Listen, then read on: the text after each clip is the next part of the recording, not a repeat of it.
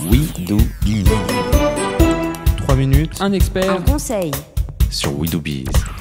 3 minutes, un conseil, un expert, c'est tout de suite sur We Do Biz avec Isabelle Garoustet. Bonjour.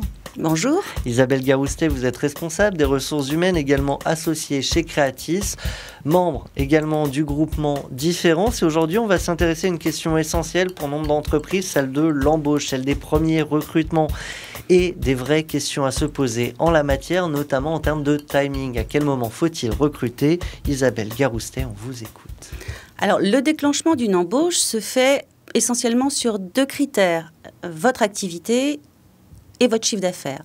Donc, si vous montez un restaurant, par exemple, vous n'avez pas le choix, il vous faut un salarié dès l'ouverture. Pour d'autres activités, c'est le chiffre d'affaires qui sera le critère déterminant. Vous avez de plus en plus de tâches à accomplir, il vous faut recruter quelqu'un. Dans tous les cas, il vous faudra évaluer l'augmentation de marge que ce coût de recrutement, charge comprise, génère. Votre expert comptable peut bien entendu vous aider à faire ce prévisionnel. Alors une fois qu'on a compris le timing en fonction évidemment de son activité et de la croissance qu'on espère générer avec ce salarié, on pense bien évidemment à la question du contrat. Oui, alors dans notre législation sociale, 2 grands types de contrats, le CDI et le CDD.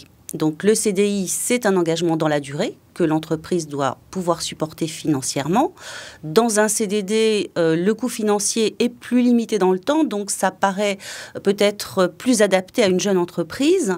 Mais il faut savoir qu'un salarié embauché en CDD peut rompre son contrat dès lors qu'une entreprise lui propose une offre équivalente en CDI. Donc éventuellement, là on a également un risque pour l'entrepreneur, surtout quand son salarié était magnifique. Ouais. Est-ce qu'il y a d'autres points essentiels à verrouiller une fois qu'on a compris quand l'embaucher, une fois qu'on a compris sous quel contrat l'embaucher? Voilà, quels sont les points essentiels? Alors il y a effectivement quelques points importants à verrouiller. Le premier, vérifier que l'entreprise, vos locaux répondent bien aux règles d'hygiène et de sécurité définies par le Code du travail et votre activité. Si vous montez un restaurant, ces règles d'hygiène ne seront pas les mêmes que si vous montez une agence de com. Deuxième point important, prendre connaissance de la convention collective. Elle peut faire mention d'éléments importants tels qu'une prime de vacances ou un 13e mois qu'il vous faut connaître. Autre point important, donc, faire en une seule fois grâce au dispositif TESE, titre emploi, service, entreprise, toutes les formalités obligatoires relatives aux déclarations sociales salariées. Et enfin, donc, il ne faut surtout pas oublier que votre salarié ainsi que les charges sur salaire doivent être payées en temps et en heure. Donc, il vous faut être très vigilant sur la trésorerie.